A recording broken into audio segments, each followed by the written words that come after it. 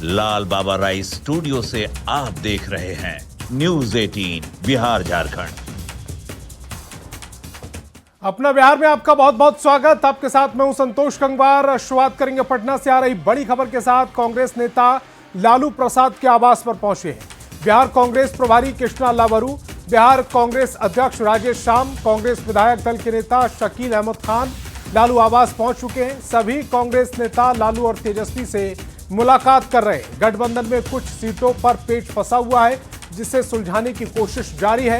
लालू आवास से बड़ी खबर इस समय आपकी टेलीविजन स्क्रीन पर, और रवि एस नारायण हमारे संवाददाता ज्यादा जानकारी के साथ फोन लाइन पर जुड़ रहे हैं। रवि एस नारायण, क्या जानकारी बाहर निकल कर आ रही है लालू आवास से?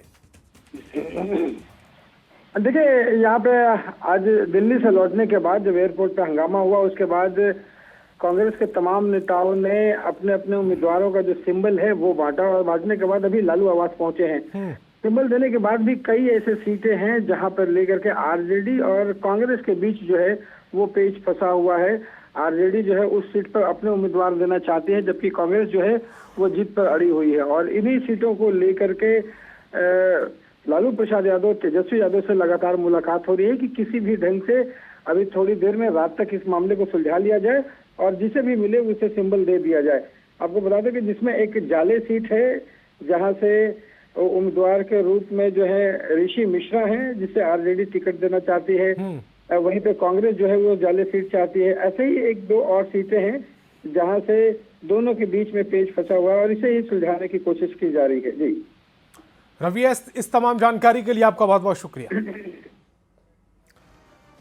और पटना से बड़ी खबर मिल रही, कांग्रेस उम्मीदवारों को सिंबल मिलना शुरू हो गया है। पहले स्वर्ण के उम्मीदवारों को कांग्रेस का सिंबल मिलना शुरू हो गया। रीगा से अमित टुन्ना को कांग्रेस ने सिंबल दिया है। विक्रम से अनिल कुमार को यह सिंबल दिया गया है। अनिल कुमार सिंह ने आज नामांकन भी किया। वैशाली से इंजीनियर संजीव को कांग्रेस ने सिंबल दिया है। नालंदा से कौशलेंद्र कुमार को कांग्रेस ने सिंबल दिया है। तो बड़ी खबर इस समय, रीगा से अमित टुन्ना, विक्रम से अनिल कुमार, और अनिल कुमार ने आज नामांकन भी किया। वैशाली से इंजीनियर संजीव को कांग्रेस ने अपना सिंबल दिया है। नालंदा से कौशलेंद्र कुमार को कांग्रेस ने अपना प्रत्याशी बनाया है। तो बड़ी खबर इस समय आपकी टेलीविजन स्क्रीन पर, कांग्रेस की ओर से भी अब सिंबल बांटने शुरू हो चुके हैं। नालंदा से कौशलेंद्र पर कांग्रेस ने भरोसा जताया है। रीगा से अनिल टुन्ना को सिंबल दिया गया। और इस वक्त की एक और बड़ी खबर मिल रही है, एक ही सीट से आपस में लड़ेंगे महागठबंधन के उम्मीदवार। कांग्रेस और सीपीआई के उम्मीदवार आपस में भिड़ेंगे। तमाम कोशिशों के बाद भी आपस में यह भिड़ंत देखने को मिलेगी। गरीबदास को मिला बछवाड़ा विधानसभा से सिंबल। सीपीआई ने पहले ही अवधेश राय को यह सिंबल दिया है। तो बछवाड़ा एक ऐसी सीट होगी जहां पर कांग्रेस और सीपीआई एमएल दोनों मैदान में होंगे। गरीबदास को कांग्रेस की ओर से टिकट मिला है, तो वहीं दूसरी तरफ बात की जाए कि सीपीआई ने अपने उम्मीदवार के तौर पर अवधेश राय को यहां से सिंबल दिया है। यानी कि कुछ सीटों पर महागठबंधन में भी आपस में महामुकाबला देखने को मिलेगा। एक ही सीट पर आपस पर ये लड़ते हुए नजर आएंगे। कांग्रेस और सीपीआई के उम्मीदवार आपस में भिड़ंत करते हुए नजर आएंगे। तमाम कोशिशें की गई इस गठबंधन को सुलझाने की, इस पहली को सुलझाने की, लेकिन गरीबदास को बछवाड़ा से कांग्रेस ने अपना सिंबल दे दिया है। सीपीआई ने अवधेश राय को उम्मीदवार बनाया है। और चुनाव से पहले महागठबंधन को बड़ा झटका लग गया। पशुपति पारस की पार्टी आरएलजेपी महागठबंधन में शामिल नहीं होगी। आरएलजेपी ओवैसी की पार्टी एआईएमआईएम के साथ बिहार विधानसभा चुनाव लड़ेगी। राष्ट्रीय लोक जनशक्ति पार्टी के राष्ट्रीय अध्यक्ष पूर्व केंद्रीय मंत्री पशुपति पारस ने इसकी घोषणा कर दी है। जो पार्टी का निर्णय हुआ है कि मैं 243 सीट पर चुनाव लड़ूंगा। इसमें हमारे साथ ये एआईएम के से लगभग ये प्रदेश अध्यक्ष जी से बात हो गई है। भीम आर्मी के यहाँ जौहर जी और जनता कांग्रेस के शुभम जी यहाँ उपस्थित है। महताब जी यहाँ उपस्थित है। एक फ्रंट हम लोग बनाएंगे। और आरएलएम के राष्ट्रीय अध्यक्ष उपेंद्र कुशवाहा ने सीट शेयरिंग के सवाल पर कहा कि कुछ समस्या आती है तो उसका समाधान निकाला जाता है। उसी क्रम में हम लोग दिल्ली गए थे, जहां बीजेपी के शीर्ष नेतृत्व से मुलाकात हुई और अब कोई भ्रम की स्थिति नहीं है। नाराजगी जैसी कोई बात नहीं होती है, विमर्श का दौर होता है और उसमें जो कुछ भी इशू आता है उसको समय से आदमी सॉल्व करता है। और उसी क्रम में एक इशू आया तो फिर हम लोग दिल्ली गए और भारतीय जनता पार्टी के शीर्ष नेतृत्व से मुलाकात हुई, माननीय गृह मंत्री जी से और राष्ट्रीय अध्यक्ष जेपी नड्डा साहब से मुलाकात हुई और सारी बातें हो चुकी है। आप देख लीजिए ना, इतनी बात बोल रहे थे इसमें अपने कहाँ कोई कन्फ्यूजन। और जेडीयू ने भवन निर्माण मंत्री जयंत राज को बांका के अमरपुर से जेडीयू का सिंबल दिया है। जयंत राज ने कहा कि इस बार और भी ज्यादा मतों से चुनाव जीतेंगे। मुख्यमंत्री जी ने सिंबल भी दिया है और आशीर्वाद भी माननीय मुख्यमंत्री जी ने दिया है। पिछले बार तो चुनाव हम लोग जीत कर आए ही थे, इस बार माननीय मुख्यमंत्री जी ने कहा है, टास्क दिया है कि इस बार ज़्यादा बड़ा मार्जिन लेकर आओ और आसपास का भी जो क्षेत्र है, सब लोग जो भी हम लोगों का अंग प्रदेश का क्षेत्र है, उसमें इस बार देखिएगा कि पिछले बार से भी ज़्यादा लोग चुनाव जीत कर आएंगे। पूरे बिहार में खुशी का माहौल है। और जेडीयू में प्रत्याशियों को सिंबल देने का सिलसिला लगातार जारी है और कई कार्यकर्ताओं को भी इस बार जेडीयू ने सिंबल दिया है, जिसकी खुशी देखते ही बन रही है। सीएम आवास से सिंबल लेकर बाहर निकलते ही त्रिवेणी के प्रत्याशी सोनम रानी ने खुशी जताई है। सोनम रानी फिलहाल जेडीयू की प्रखंड अध्यक्ष है और जेडीयू ने बड़ा मौका देते हुए विधानसभा उम्मीदवार का ऐलान किया है। गहमागहमी और लगातार जो प्रत्याशी हैं वो सिंबल लेकर टिकट कंफर्म होने के बाद बाहर निकल रहे हैं। त्रिवेणीगंज से हैं, सीधी बातचीत करेंगे, हमारे साथ हैं, नाम भी जानेंगे, आप ही से नाम जानेंगे क्योंकि कार्यकर्ताओं को मौका मिल रहा है। क्या नाम हुआ आपका? सोनम सरदार। पहली बार आप चुनाव लड़ेंगी? जी। एमएलए का? जी। अच्छा, जेडीयू में किस पोस्ट पर थी? उपाध्यक्ष। प्रखंड, जिला? प्रखंड उपाध्यक्ष। आपके घर के हैं बीमा भारती? नहीं, घर के नहीं है। आपके परिवार में कोई विधायक? नहीं। कोई मंत्री? नहीं। कोई नहीं। पहली बार आप विधानसभा तक जाएंगी? साधारण से काज करता रही हूँ जी और फर्स्ट टिकट ली। सोनम रानी जी, कैसा रहेगा टक्कर? बहुत अच्छा। कोई टक्कर नहीं रहेगा। कोई टक्कर नहीं रहेगा। कोई टक्कर नहीं रहेगा। अच्छा, क्या चुनाव जीतने के बाद क्या इरादा है, कैसे बदलाव करेंगे? विकास करेंगे, क्षेत्र के विकास करेंगे त्रिवेणीगंज में। जी। नीतीश कुमार के हाथों को भी मजबूत करेंगे। परिवार में कौन कौन लोग सहयोग कर रहे हैं अभी? सभी पति हैं? पति हैं। पति का सहयोग मिल रहा है राजनीति में? पूरा पति के सपोर्ट से इतना आगे बढ़ी हूँ। पहले से ही उम्मीद थी, पहले से साधारण कार्यकर्ता रह चुके हैं। 21 साल से काम कर रहे हैं पार्टी में, पार्टी का झोला ढो रहे हैं। पार्टी में जो कार्यकर्ता काम कर रहे हैं वर्षों से, उनसे क्या मैसेज देना चाहेंगे? क्योंकि लोग निराश हो जाते हैं जब टिकट का बंटवारा होता है। ये जदयू पार्टी है, ये कार्यकर्ताओं की पार्टी है, इसमें कहीं कुछ दो मत नहीं है। मैं कार्यकर्ताओं के लिए अच्छा संदेश देना चाहता हूं। कार्यकर्ता अच्छे ढंग से काम करे तो उनको भी मौका मिल सकता है। जहां अभी मेरी पत्नी पहुंची है, वहां कार्यकर्ता भी पहुंच सकता है, वो भी जेडीयू से। तो कुल मिलाकर ये विश्वास है कि भारी मतों से हम चुनाव जीतेंगे। कैमरामैन धर्मवीर के साथ रजनीश कुमार, न्यूज 18 पटना। और बीजेपी ने 12 उम्मीदवारों की दूसरी सूची जारी कर दी। पूर्व आईपीएस आनंद मिश्रा को बक्सर से टिकट मिला है, जिस पर उन्होंने खुशी जताई, साथ ही जीत का दावा भी किया। हमारे पूरे संगठन को ये टिकट मिला है, जिम्मेदारी संगठन को मिला है।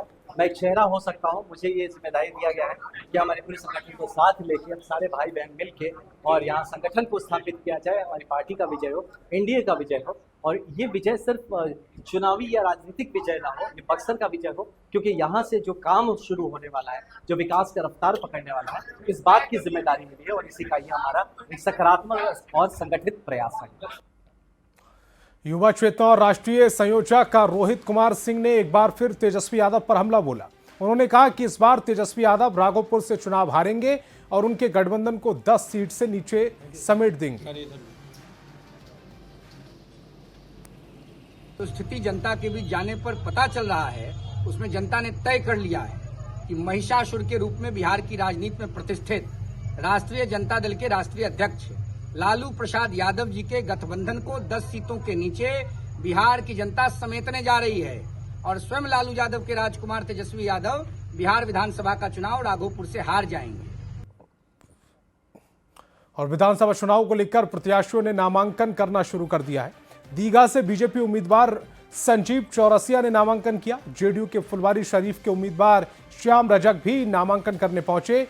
दोनों प्रत्याशियों ने पटना कलेक्ट्रेट में नामांकन दाखिल किया और अपनी अपनी जीत के दावे किए।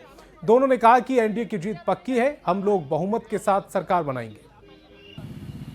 को बहुत बहुत धन्यवाद है कि उन्होंने जो व्यक्त किया विश्वास, और दीघा की जनता का बहुत बहुत धन्यवाद है कि तीसरी बार भी जो मौका उन्होंने दिया है, वास्तव में इस विश्वास को लगातार बढ़ाने का हमने काम किया है। पूरे एनडीए गठबंधन को माननीय मुख्यमंत्री जी, माननीय जीतनराम मांझी जी, उपेंद्र कुशवाहा जी, माननीय चिराग पासवान जी, सभी को, माननीय जीतनराम मांझी से लेकर सभी को, पूरे एनडीए 5 पांडव को बहुत बहुत धन्यवाद और बधाई। जनता ने विजय तिलक लगाई है, लेकिन जनता का परिणाम 6 तारीख को आएगा। जो अब ईवीएम में जो बटन दबाएंगे वो सब नीतीश कुमार जी एनडीए के पक्ष में और श्याम रजक को अपना मालिक के रूप में जो लोग वोट देंगे वो अपना सच्चा सेवक चुनने का काम करेंगे। अब बीजेपी ने आज 12 उम्मीदवारों की सूची जारी की। इसमें गोपालगंज विधानसभा सीट से बीजेपी के युवा नेता सुभाष सिंह को उम्मीदवार बनाया गया। आपको बता दें कि सुभाष सिंह जिला परिषद के चेयरमैन हैं और पहली बार विधानसभा चुनाव मैदान में उतरे हैं। टिकट मिलने के बाद उन्होंने केंद्रीय और प्रदेश नेतृत्व का आभार जताया और कहा कि एनडीए एकजुट होकर चुनाव लड़ेगी। नेतृत्व ने जो हमारे जैसे छोटे कार्यकर्ता पे विश्वास किया है, उस विश्वास पे मैं खरा उतरूंगा और हर एक एनडीए कार्यकर्ता सुभाष सिंह बन के चुनाव लड़ेंगे और पूरे 101 विधानसभा के जितने भी हमारे गार्जियन, माताएं, बहनें, सब लोग हैं, एक बेटा के रूप में वो लोग देखेंगे और एक बेटा के रूप में हम पूरे क्षेत्र में काम करेंगे। कहीं से किसी का शिकायत का मौका नहीं देंगे और जो पार्टी ने मेरे ऊपर विश्वास किया है, उस विश्वास पे मैं खरा उतरूंगा। कब नामांकन करेंगे? 17 तारीख को करेंगे। और तेजस्वी यादव ने इस बार तीसरी बार राघोपुर से पर्चा भरा, जहां कार्यकर्ताओं में जबरदस्त उत्साह देखने को मिला। नामांकन के बाद तेजस्वी यादव ने बड़ा बयान देते हुए कहा कि राघोपुर से 2 बार जनता ने हमें आशीर्वाद दिया। वहीं तेजस्वी के शपथ पत्र के हिसाब से तेजस्वी यादव पर 18 आपराधिक मामले दर्ज हैं और तेजस्वी कर्जदार भी हैं।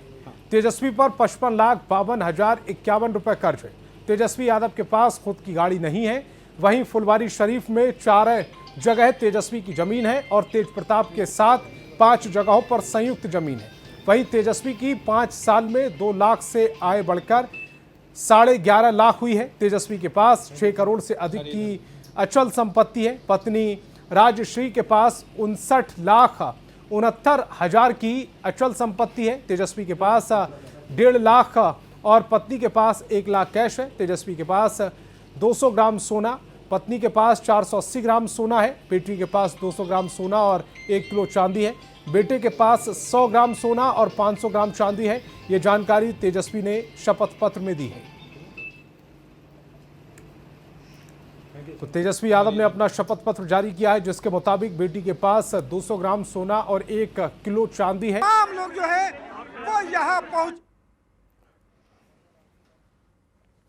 खबर पूर्णिया से। पूर्णिया के जीडी गोयंका स्कूल में आज बॉलीवुड के प्रसिद्ध कोरियोग्राफर व निर्देशक गणेश आचार्य पहुंचे। इस दौरान गणेश आचार्य ने छात्राओं और छात्रों को डांस सिखाया। 200 से अधिक फिल्मों में कोरियोग्राफी कर चुके गणेश आचार्य के जीडी गोयंका स्कूल पहुंचने पर छात्र छात्राओं में खुशी की लहर नजर आई। गणेश आचार्य ने कहा कि यहाँ के छात्रों में काफी प्रतिभा है। उन्होंने कहा कि इस स्कूल में बिहार का पहला गणेश आचार्य डांस एकेडमी खुला है। वह चाहेंगे कि यहाँ के छात्रों को बॉलीवुड में भी मौका मिले। टैलेंट बहुत यहाँ पे अभी मेरे साथ जो सीख रहा है, जो टैलेंट मैंने देखा 2 साल में, तो मेरे साथ जो टीचर था, जो मेरा फ्रेंड है मंगेश, मैंने उसको यहाँ पॉइंट किया है कि यहाँ से और अच्छे टैलेंटेड बच्चे हैं। तो Mangesh will be here 1 year और पूरा देखेगा जब मैं नेक्स्ट टाइम आऊँगा। मेरे ख्याल से उसके पहले ही मैं आपके यहाँ से कुछ टैलेंट लेके जाऊँगा शूटिंग फिल्म के लिए, बॉलीवुड के लिए।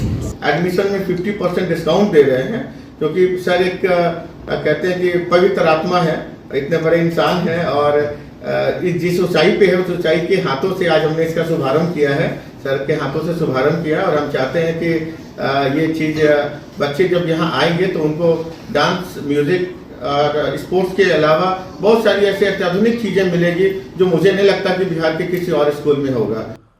और इस वक्त की एक बड़ी खबर मिल रही है, एक ही सीट से आपस में लड़ेंगे महागठबंधन के उम्मीदवार। कांग्रेस और सीपीआई के उम्मीदवार आपस में भिड़ेंगे। तमाम कोशिशों के बाद भी आपस में ये भिड़ंत होगी। गरीबदास को बछवाड़ा मिला है, वहां से सिंबल दिया गया है विधानसभा का। सीपीआई ने पहले ही अवधेश राय को सिंबल दिया है। तो बड़ी खबर, महत्वपूर्ण खबर इस समय आपकी टेलीविजन स्क्रीन पर।